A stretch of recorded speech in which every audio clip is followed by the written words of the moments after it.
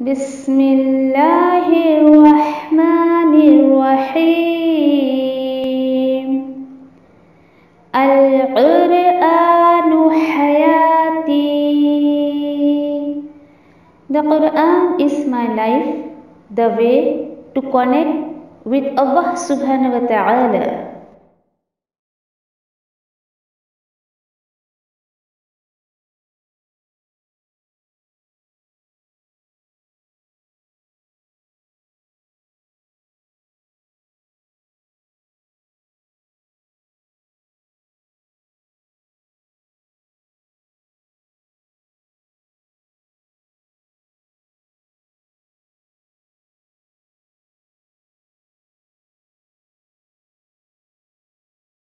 السلام علیکم ورحمۃ اللہ وبرکاتہ.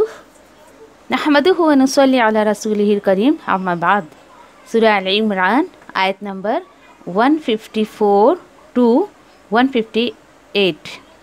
اعوذ باللہ من الشیطان الرجیم. بسم اللہ الرحمن الرحیم.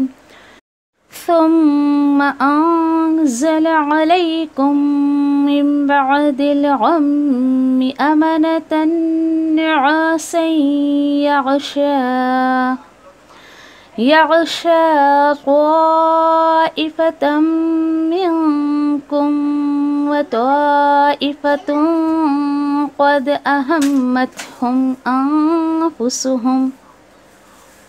أنفسهم يظنون بالله غير الحق ظن الجاهلية يقولون هل لنا من الأمر من شيء قل إن الأمر كله لله يخفون في أنفسهم ما لا يبدون لك يقولون لو كان لنا من الأمر شيء ما قتلنا هاهنا قل لو كنتم في بيوتكم لبرز الذين كتب عليهم القتل إلى مضاجعهم وليبتلي الله ما في صدوركم وليمحص ما في قلوبكم والله عليم بذات الصدور. پھر نازل کیا اللہ نے تم پر تمہارے غم کے بعد امن اونگ کی شکل میں ڈھانپ لیا جس نے ایک گروہ کو تم میں سے، اور ایک گروہ در حقیقت فکر پڑی ہوئی تھے انہیں اپنے جانوں کی، اور وہ گمان کر رہے تھے اللہ کے بارے میں ناحق، گمان بھی بالکل جاہلوں والا. وہ کہہ رہے تھے کیا ہماری بھی کوئی معاملے میں کچھ چلتی ہے؟ آپ صلی اللہ علیہ وسلم آپ کہہ دیجئے بے شک معاملات تو تمام اللہ کے اختیار میں ہوتے ہیں. وہ چھپائے ہوئے تھے اپنے جی میں وہ بات جسے نہیں وہ ظاہر کر رہے تھے آپ صلی اللہ علیہ وسلم کے سامنے. انہوں نے کہا اگر ہوتا ہمارے لیے کسی معاملے میں کوئی اختیار، یعنی ہمیں کوئی پاور ہوتا تو نہیں قتل کیے جاتے یہاں اس طرح. اے نبی کریم صلی اللہ علیہ وسلم آپ فرما دیجئے اگر ہوتے تم اپنے گھروں میں بھی تو ضرور پہنچتے وہ لوگ لکھا گیا جن کے لیے قتل ہونا اپنے قتل ہونے کی جگہ پر، اور اس طرح آزمائے اللہ، اسی طرح اللہ تعالیٰ جو ہے وہ آزمائے جو تمہارے سینوں میں ہے، اور اللہ تعالیٰ خالص کر لے، اللہ تعالیٰ نکھار دے جو تمہارے دلوں میں ہے، اور اللہ تعالیٰ خوب جانتا ہے سینوں کی باتوں کو. آیت نمبر 155. ان الذين تولوا منكم يوم التقى الجمعان انما استزلهم الشيطان ببعض ما كسبوا وَلَقَدْ عَفَا اللَّهُ عَنْهُمْ ان اللہ غفور حلیم، بے شک جو لوگ پلٹ گئے تم میں سے جس دن مدبھیڑ ہوئی دو فوجوں کی، در حقیقت ڈگمگا دیا تھا ان کو شیطان نے ان کی بعض حرکتوں کی وجہ سے، اور بے شک اللہ نے معاف کیا انہیں، بے شک اللہ مغفرت کرنے والا تحمل والا ہے۔ آیت نمبر 156، یا ایہا الذین آمنوا لا تکونوا کالذین کفروا وقالوا لإخوانهم إذا ضربوا في الأرض أو كانوا غزا لو كانوا عندنا ما ماتوا وما قتلوا ليجعل الله ذلك حسرة في قلوبهم واللہ یحیی ویمیت واللہ بما تعملون بصیر، اے وہ لوگ جو ایمان لائے ہو، نہ تم ہو جانا ان لوگوں کی طرح جنہوں نے نافرمانی کی اور کہا انہوں نے اپنے بھائیوں سے جب وہ جنگی سفر کر رہے تھے زمین میں یا وہ غزوے میں تھے، کیا کہتے تھے وہ؟ اگر ہوتے وہ لوگ ہمارے پاس تو نہ وہ مارے جاتے اور نہ وہ قتل کیے جاتے۔ اس طرح بنا دیا اللہ نے اسے حسرت ان کے دلوں میں، اور اللہ ہی حیات دیتا ہے اور اللہ ہی موت دیتا ہے، اور اللہ جو کچھ تم عمل کرتے ہو اسے دیکھ رہا ہے۔ آیت نمبر 157، وَلَئِن قُتِلْتُمْ فِي سَبِيلِ اللَّهِ أَوْ مُتُّمْ لَمَغْفِرَةٌ مِّنَ اللَّهِ وَرَحْمَةٌ خَيْرٌ مِّمَّا يَجْمَعُونَ، اور اگر شہید کیے جاؤ تم اللہ کی راہ میں یا موت آ جائے تمہیں تو ضرور مغفرت کر دے گا اللہ سبحانہ تعالیٰ اپنی طرف سے، اور رحمت عطا کرے گا، یہ بہتر ہے ان تمام چیزوں سے جو وہ لوگ جمع کر رہے ہیں۔ آیت نمبر 158، وَلَئِن مُتُّمْ أَوْ قُتِلْتُمْ لَإِلَى اللَّهِ تُحْشَرُونَ، اور اگر موت آ جائے تمہیں یا شہید کر دیے جاؤ تم تو بہرحال اللہ ہی کی طرف تم سب کو اکٹھا ہونا ہے، تم سب اکٹھا کیے جاؤ گے۔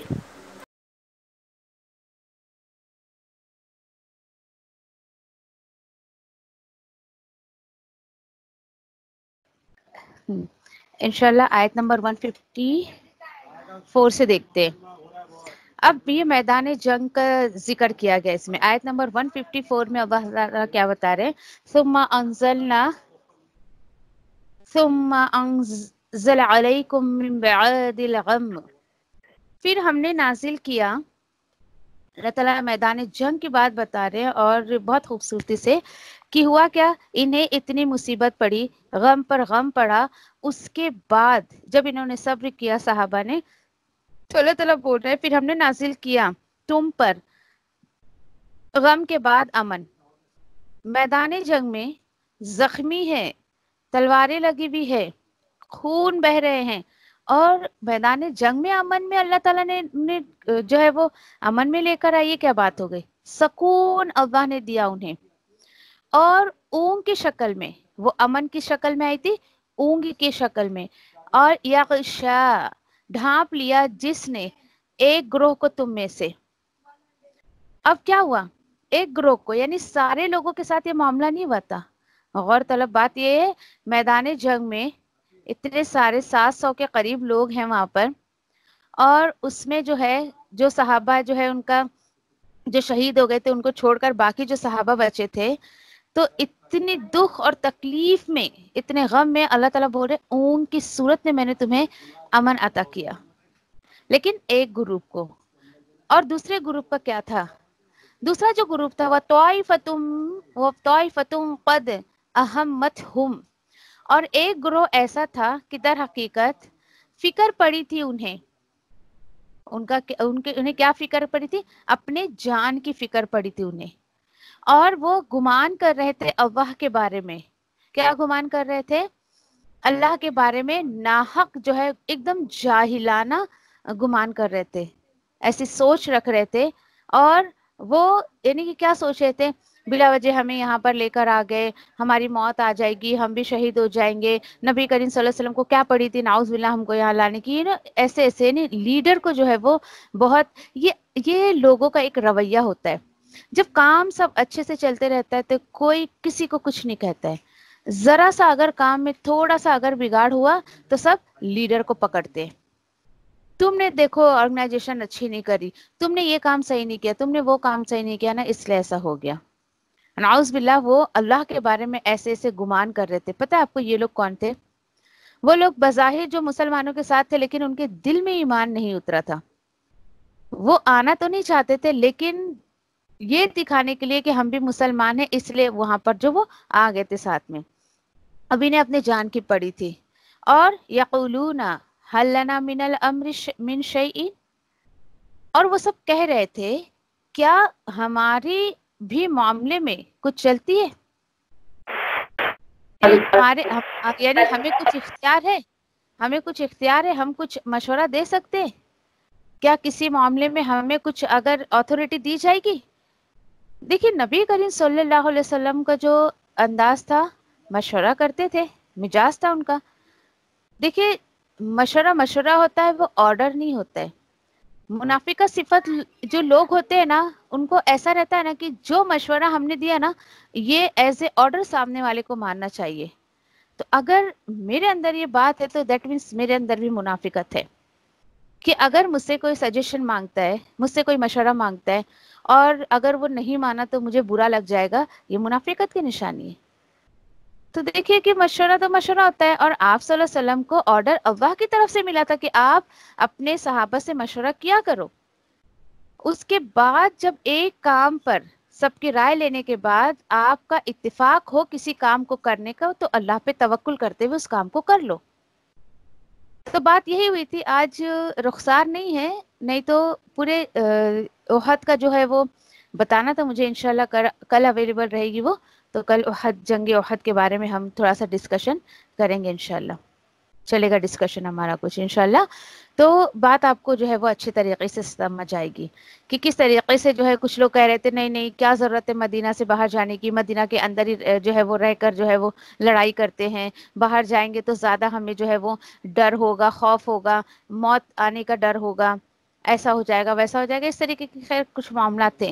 تو اللہ تعالیٰ ان کی بات کا جواب دے رہے قل ان الامر کلہ للہ، آپ فرما دیجئے بے شک تمام معاملات جو ہے وہ صرف اور صرف اللہ کے اختیار میں ہوتے ہیں.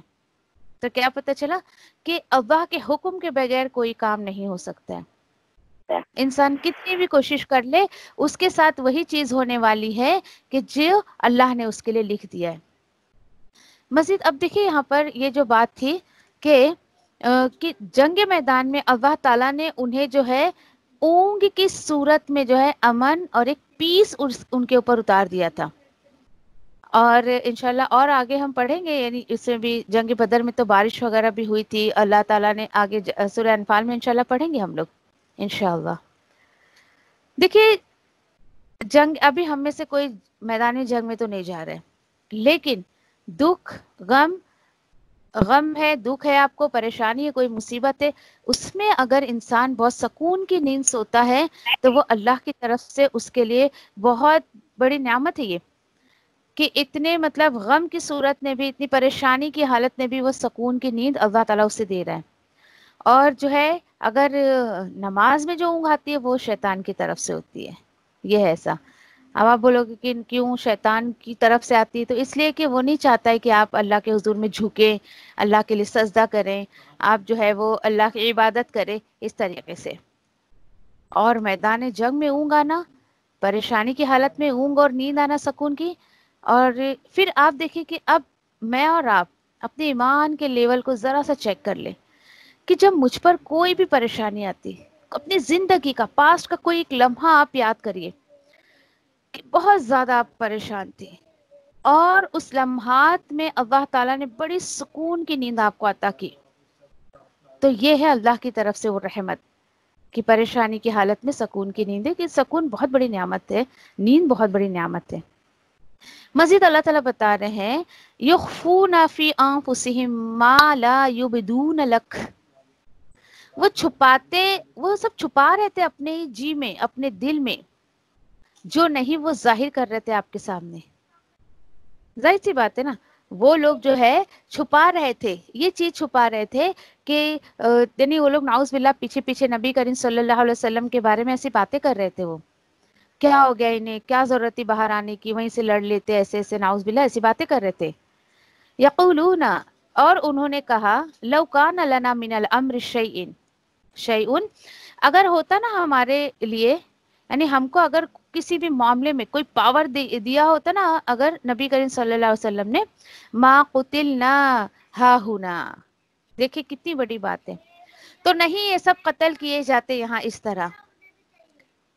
سوچنے کی بات ہے، ایسے آیتیں پڑھ کے بہت حیرت ہوتی ہے، اتنی جرت تو دیکھیے ان لوگوں کی، نبی کریم صلی اللہ علیہ وسلم موجود ہے ان کے سامنے، اور آپ صلی اللہ علیہ وسلم کے بارے میں اتنی بڑی باتیں بول رہے ہیں، کیوں لے کر آ گئے یہاں پر، ہماری بات مانتے نا تو یہ ہمارے جو ساتھی مارے گئے نا یہ نہیں مرتے یہاں پر۔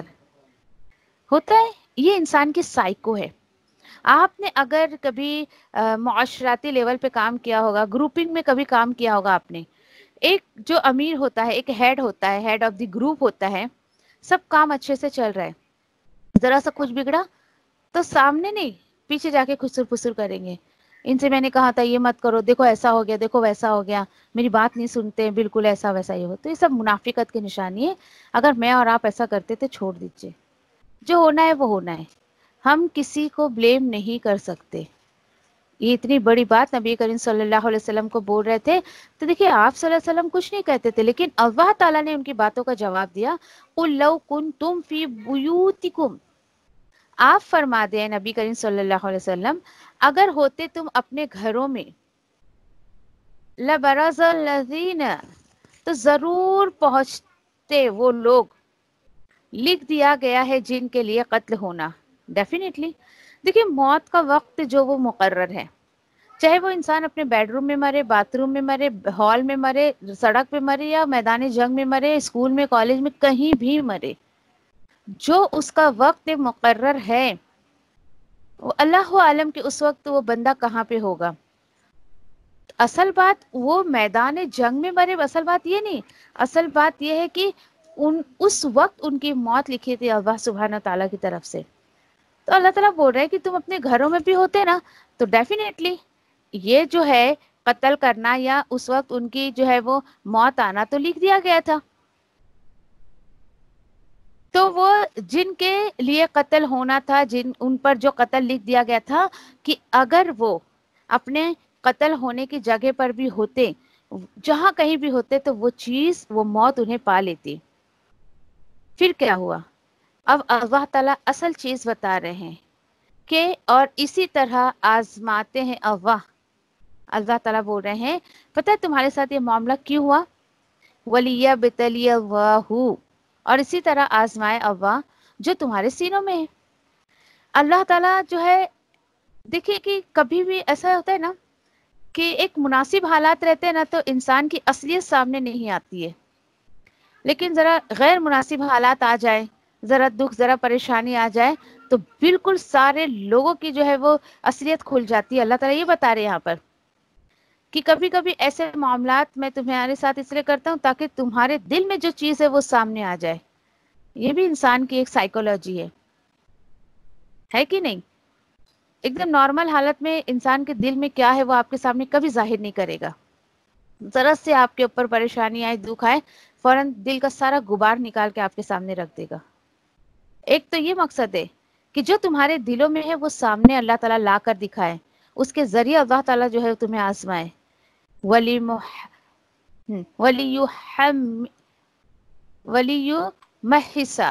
مَا فِي قُلُوبِكُمْ، اور دوسری وجہ، اور اللہ تعالیٰ کیا کر دے کہ بالکل نکھار دے جو تمہارے دلوں میں ہے۔ یہ اس طریقے کی دو طریقے کی باتیں دیکھیں، ایمان والوں کے دل میں دین کے لیے درد ہے اور محبت نبی کریم صلی اللہ علیہ وسلم کے لیے، اور اللہ کی اطاعت ہے، نبی کی اطاعت ہے، وہ سامنے دکھ کر آئے گی. منافقوں کے دل میں کیا ہے وہ سامنے دکھ کر آئے گا. اور اسی طریقے سے جو ہے اللہ تعالیٰ بول رہا ہے کہ جو اچھے گمان رکھے گا تو اللہ تعالیٰ ان کے دلوں کو نکھار دے گا، مزید ان کے دلوں میں جو کچھ ہے اس کو نکھار دے گا. کیوں؟ اتنے انٹرنلی جو بھی معاملات ہوتے ہیں کس بیس پہ اللہ تعالیٰ ان چیزوں کو یہاں پر بتا رہے ہیں؟ وہ اس لیے کہ واللہ علیم بذات الصدور، اور اللہ تعالیٰ جانتے ہیں سینوں کے بھید کو، سینوں کی باتوں کو اللہ تعالیٰ جانتے ہیں. اللہ اکبر. کبھی آپ کے ساتھ معاملہ ہو ایسا تو آپ بولیے اللہ تعالیٰ تم میرے دل کی باتوں کو جانتا ہے، مجھے کوئی ضرورت نہیں کسی کے سامنے کوئی خلاصہ کرنے کی. تجھے بہتر پتا ہے میرے دل میں کیا ہے، میں کسی کے لیے کیا سوچتی ہوں کیا نہیں سوچتی ہوں. تو یہ تمام باتیں انسانوں کے سامنے خلاصہ مت کریے، یہ اللہ کے سامنے خلاصہ کریے. اللہ کے سامنے بیٹھ کر سارا غبار نکال دیجیے. اگر آپ کے دل میں کسی کے لیے کوئی نفرت ہے، بغض ہے، غصہ ہے، مت کسی سے کچھ کہیے. جائے نماز پہ جب بیٹھتے ہیں جب آپ کا دل کرے رونے کا رو لیجئے. جس کی شکایت کرنی ہے آپ اللہ تعالیٰ سے کر لیجئے. ہوگا کیا؟ ایک تو آپ اللہ کے قریب ہو جائیں گی، دوسرا یہ کہ آپ کو یہ خوف بھی نہیں ہوگا کہ اللہ تعالیٰ کسی کو جا کر بتا دیں گے نعوذ باللہ. اور اس کے بالکل اپوزٹ آپ اپنے دل کی باتیں، اپنی سینوں کی باتیں کسی سے شیئر کریے. آپ جس کے بارے میں بات کر رہی ہیں وہ بندہ اور جس سے آپ نے بات کی وہ بندہ، دونوں کو اگر آپس میں کہیں ملے ہوئے آپ دیکھیں تو ایک ڈر ایک خوف آپ کے دل میں ہوگا. بھلے وہ آپ کی بات شیئر نہ کر رہے ہوں لیکن کہیں نہ کہیں آپ کے دل میں ہوگا میری ہی بات کر رہے ہیں، یہ میرے ہی بارے میں بات کر رہے ہیں. تو چھوڑ دیجئے ان سب چیزوں کو اور اللہ سے بات کرنے والے بنیے. جب ہم بہت سارے لوگوں سے بات کر لیتے نا تو اللہ سے بات کرنے کا دل نہیں کرتا ہے. اللہ سے بات کرنے والا انسان بڑا خاموش ہو جاتا ہے. کیوں؟ کیونکہ اس کے پاس الفاظ ہی نہیں ہوتے لوگوں سے بات کرنے کے لیے. وہ بولتا ہے میں نے تو سب کچھ اللہ سے بات کر لیا. ایک بار کر کے دیکھیے ایسا، اور ایک ٹارگٹ بنائیے کہ ٹھیک ہے آپ جو بول رہی ہیں نا ہم اس پہ ایک ہفتہ عمل کر کے دیکھتے ہیں، کچھ فائدہ ہوا تو ٹھیک ہے، نہیں تو ہم اپنے وہی پرانے معاملات پہ آ جائیں گے. ٹھیک ہے ایک ہفتہ، چلیے ایک ہفتہ آپ کو زیادہ لگ رہا ہے، کم سے کم 3 دن جو میں بول رہی ہوں اس پر عمل کر کے دیکھیے. کسی سے کسی کی کوئی بات مت کریے. آپ کے دل میں جو بات ہے نا اس اللہ سے کریے، اس رب سے کریے جو سینوں کی باتوں کو جانتا ہے. انشاءاللہ کوشش کریں گے انشاءاللہ. دیکھیے پھر آپ مزید آیت نمبر 155 میں اللہ تعالیٰ کیا بتا رہے ہیں؟ اللہ تعالیٰ بول رہے ہیں یا ان الذین تولوا منکم. اب ہوا کیا کہ بے شک جو لوگ پلٹ گئے کس سے پلٹ گئے؟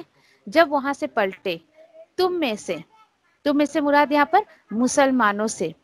ہوا کیا؟ یوم التقى الجمعان، جس دن مدبھیڑ ہوئی تھی دو فوجوں کی، جس دن مدبھیڑ ہوئی تھی دو فوجوں کی. تو در حقیقت ڈگمگا دیا ان کو شیطان نے ان کے بعض حرکتوں کی وجہ سے، اور بے شک معاف کیا اللہ نے ان کو، اور بے شک اللہ غفور حلیم ہے. بے شک اللہ غفور حلیم ہے. تو یہ دیکھیے کہ یہ اس طریقے کی اس آیت سے بھی یہ پتہ چلتا ہے کہ صحابہ کے بیچ میں بھی شیطان بہت زیادہ وسوسہ ڈالنے کی کوشش کرتا تھا. لیکن یہ بھی بتایا جا رہا ہے کہ شیطان نے تم پر قابو پایا کیسے، شیطان نے تم کو ڈگمگانے کی کوشش کیسے کی؟ تو بِبَعْدِ مَا كَسَبُوا، ان کے بعض حرکتوں کی وجہ سے. تو کیا پتہ چلا؟ ذرا سے اگر اللہ رسول کی آپ سے نافرمانی ہوگی شیطان بالکل آپ کے اوپر قابو کرنے کی کوشش کرے گا. کیا ہوا؟ صحابہ نے تھوڑی سی نافرمانی کی اور فوراً شیطان نے ان پر قابو پا لیا. لیکن اللہ تعالیٰ بول رہے اب اس ٹاپک پہ تمہیں کوئی بات کرنے کی ضرورت نہیں. کیوں؟ وَلَقَدْ عَفَا اللَّهُ عَنْهُمْ، در حقیقت معاف کیا اللہ نے ان سب کو جو سچے صحابہ تھے. جو منافقہ صفت تھے ان کی باتیں نہیں چل رہی، جو واقعی سچے مسلمان تھے، سچے صحابہ تھے، ان سے تھوڑی سی جو غلطی ہوئی تھی تو اللہ تعالیٰ بول رہے تمہیں اس ٹاپک پر کوئی ضرورت نہیں ہے، میں نے تمہیں حق نہیں دیا کہ اللہ کے رسول کے صحابہ پہ اس طریقے کی آپ بات کرو. اللہ نے انہیں معاف کیا. بہت خوبصورت بات. اور اللہ کی صفت ہے نا ان اللہ غفور حلیم، اللہ تو بخشنے والا ہے، مغفرت کرنے والا ہے، بہت تحمل والا بھی ہے. تحمل والا ہے یعنی کہ اللہ تعالیٰ ہماری کتنی نافرمانیوں کو برداشت کرتے ہیں. ہم اللہ کی اتنی نافرمانیاں کرتے ہیں، ہم اتنے گناہ کرتے ہیں، لیکن اللہ تعالیٰ ہمیں معاف کر دیتے ہیں. اللہ کی یہ صفت بہت خوبصورت صفت ہے. اب اللہ تعالیٰ بول رہے ہیں کہ ہو گئی جنگ احد، ہو گئی نا، اب کرنے کا کام تمہیں کیا کرنا ہے. تو دیکھیے انشاءاللہ ہو سکتا ہے کہ مجھے اور آپ کو بھی اس کے ذریعے کوئی لیسن مل جائے. انشاءاللہ دیکھتے ہیں. یا ایھا الذین آمنو، اب سن لو اے مسلمانوں، لا تکونوا کالذین کفروا، دیکھو تم ان لوگوں کے جیسے مت ہو جانا، ان لوگوں کی طرح حرکتیں نہیں کرنا. کن لوگوں کی طرح؟ جنہوں نے نافرمانی کی. نمبر ون ان کی کیا کوالٹی بتائی جا رہی ہے کہ وہ اللہ کے نافرمان تھے. تو کیا پتہ چلا مسلمانوں کو جو لوگ نافرمان ہیں، کافر ہیں، ان کے جیسا نہیں ہونا ہے. کیوں؟ کیونکہ ان کی کچھ باتیں تھی جو اللہ نے ناپسند کی.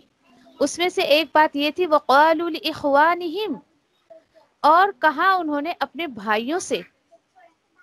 کون سے بھائی؟ اِذَا ضَرَبُوا فِي الْأَرْضِ، جب وہ جنگی سفر کر رہے تھے زمین میں. جب وہ سفر کر رہے تھے زمین میں یعنی اللہ کے راستے میں جب وہ نکل رہے تھے، تو انہوں نے اپنے بھائیوں سے کیا کہا؟ بھائی ان دا سینس یہ گھر کے بھائی نہیں ہے، دینی بھائیوں کی بات چل رہی ہے. تو کیا بولتے تھے؟ یا تو اگر وہ اللہ کے راستے میں کوئی سفر کے لیے نکل رہے ہو، یا تو کسی غزوے کے لیے نکل رہے ہو، تو کہتے تھے پتہ ہے تمہیں لو کانوا عندنا ما ماتوا وما قتلوا، اگر ہوتے نا وہ لوگ ہمارے پاس، نہ وہ مارے جاتے اور نہ وہ قتل کیے جاتے. اللہ اکبر. اب پتہ ہے آپ کو یہ کون لوگ بول رہے ہیں؟ جو عبداللہ بن ابی کے ساتھ تھے نا، واپس چلے گئے تھے. اس کی تقریر سن کر واپس جو ہے وہ غزوہ میں نبی کریم صلی اللہ علیہ وسلم کے ساتھ نہیں گئے جنگ احد میں، بلکہ وہ لوگ جو ہے وہ واپس چلے گئے تھے. اور ان کے جو دینی بھائی اللہ کے راستے میں جو مارے گئے تھے اور انہوں نے اس میں حصہ لیا تھا، ان کے بارے میں ایسے تبصرے چل رہے تھے. اور کہاں پر؟ یہ چما گوئیاں، گھروں میں، محفلوں میں. کیونکہ دیکھو اس وقت کوئی ٹویٹر، فیس بک، واٹس ایپ یہ سب تو نہیں تھا نا، یہ سب نہیں تھا کہ کس طریقے سے خبریں پہنچائی جائے. تو یہ اس طریقے سے بیٹھ کے تبصرے کرتے تھے، کام کچھ نہیں کرتے تھے، صرف باتیں بنانے کا. اللہ اکبر. دیکھیے کہ اللہ نے آپ کو اپنی کتاب سے جوڑا ہے، آپ کو بھی ایسی سائیکولوجی کے بہت ایسے سائیکو کے لوگ ملیں گے. تو اللہ تعالیٰ آپ کے مائنڈ کو سیٹ کر رہے ہیں. ایسے لوگ ملیں گے جیسے صحابہ کو نبی کریم صلی اللہ علیہ وسلم کو ملے.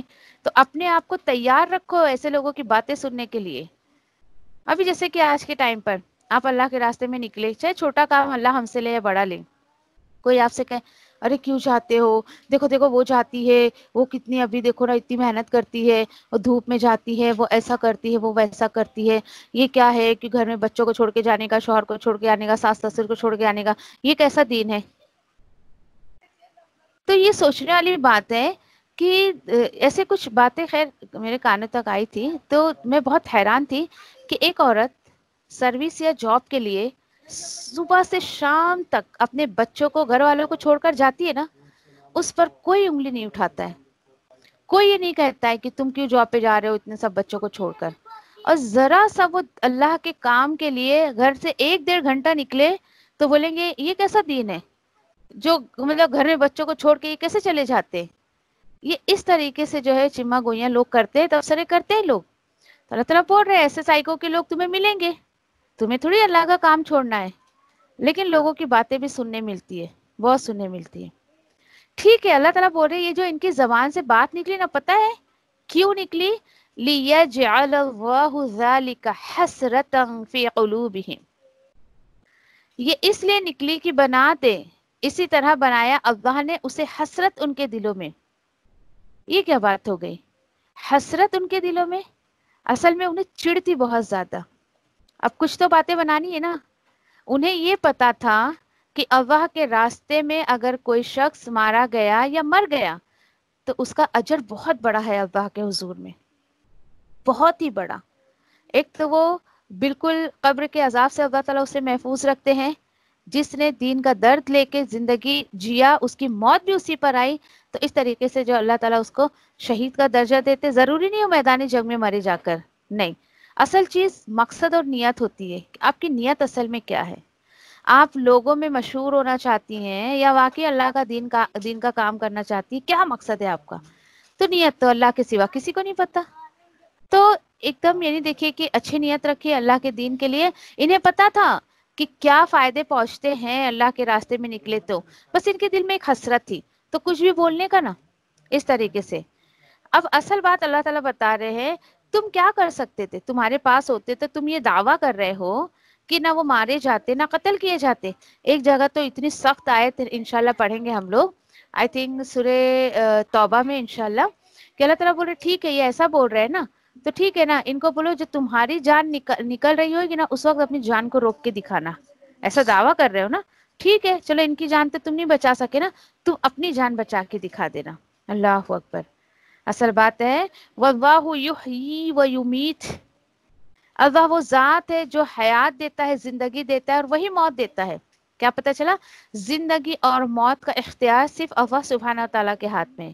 واللہ بما تعملون بصیر، اور اللہ وہ جو تم عمل کرتے ہو نا سب کچھ دیکھ رہا ہے، سب کچھ دیکھ رہا ہے. اللہ اکبر. اور اللہ تعالیٰ بول رہے کیوں افسوس کر رہے ہو؟ کیا تمہیں پتہ نہیں وَلَئِن قُتِلْتُمْ فِي سَبِيلِ اللَّهِ أَوْ مُتُّمْ لَمَغْفِرَةٌ مِّنَ اللَّهِ وَرَحْمَةٌ خَيْرٌ مِّمَّا يَجْمَعُونَ. یہ ہے بہت خوبصورت بات کہ تمہیں کیوں اتنی جو ہے وہ افسوس کر رہے ہو. جو لوگ میرے راستے میں مارے گئے ہیں ان کے بارے میں افسوس کرتے ہو. کیا تمہیں اس کی فضیلت نہیں پتا کہ یقیناً اگر شہید کیے گئے تم اللہ کے راستے میں یا موت آ جائے تمہیں تو ڈیفینیٹلی مغفرت ملے گی اللہ کی طرف سے اور رحمت ملے گی. چاہیے کیا انسان کو؟ ایک اللہ کی طرف سے اس کو مغفرت بخشش مل جائے اور رحمت مل جائے. اللہ تعالیٰ بولے پتہ ہے تمہیں یہ دو چیزیں جو میری طرف سے ملے گی نا یہ خیر مما یجمعون ہے، بہتر ہے ان تمام چیزوں سے جو یہ لوگ جمع کر رہے ہیں. کیا جمع کر رہے تھے وہ لوگ؟ اپنی زندگی سیو کر رہے تھے اور بولے نہیں ہم گھر بار چھوڑ کر بچوں کو چھوڑ کر ہمارے بزنس کو چھوڑ کر ہم اتنا دور جو ہے جنگ میں نہیں جا سکتے، گئے تو پتہ نہیں واپس آتے کہ نہیں آتے اس طریقے سے. اور آج کا رونا کیا ہے؟ نہیں بابا میں نہیں جا سکتی، کلاس نہیں پڑھ سکتی، میں یہ نہیں کر سکتی، میں وہ نہیں کر سکتی، اتنی دیر میں تو نا گھر کا نہ جانے کتنا کچھ کام کر لوں گی. تو دیکھیے آج کے لوگوں کے بس تھوڑا سا فرق ہے کہ میدان جنگ میں جانا نہیں پڑتا ہے، لیکن آج کے بھی کچھ لوگ اس سے الٹ نہیں ہیں بالکل بھی. تو دیکھیے آپ کو اگر اللہ کے تعالیٰ کی طرف سے مغفرت اور رحمت چاہیے تو اس کے راستے میں کچھ نہ کچھ تو کرنا پڑے گا ضرور. تو اللہ سے دعا کرتے ہیں کہ اللہ تعالیٰ مجھے اور آپ کو توفیق دے کہ اس کے راستے میں ہم سے وہ کام لے لیں. حالانکہ ہماری جو ہے وہ کوئی بھی حیثیت نہیں ہے کہ ہم اللہ کے لیے کچھ کر سکے یا کچھ بھی نہیں، لیکن اللہ ہم سے کچھ کام لے لے تو اس کا فضل و کرم ہے. مزید آیت نمبر 158 میں اللہ تعالیٰ بتا رہے ہیں وَلَئِن مُتُّمْ أَوْ قُتِلْتُمْ لَإِلَى اللَّهِ تُحْشَرُونَ. دیکھو ٹھیک ہے اگر تم مر جاؤ، تمہیں موت آ جائے یا تم شہید کر دیے جاؤ تو یقیناً دونوں ہی صورت میں تو تمہیں میرے پاس ہی جمع ہونا ہے. تم سب کو جو ہے میرے پاس ہی تم سب اکٹھا کیے جاؤ گے. اللہ اکبر. تو کیا پتہ چلا کہ انسان مرے گا، دیکھو موت تو آنی ہے اس کو، تو کیا ہی خوبصورت بات ہے کہ وہ اللہ کے راستے میں وہ موت آئے اس کو. یہ زندگی، اس کا جسم، اس کے ایفرٹس، اس کے ایجوکیشن، اس کی ہیلتھ، اس کا مال، کتنی اچھی بات ہے کہ وہ اللہ کے راستے میں لگ جائے. ویسے بھی مر کے جو ہے انسان کو قبر میں جانا ہے، ویسے بھی مر کے جانا ہے، تو کیوں نہ مرے بھی تو.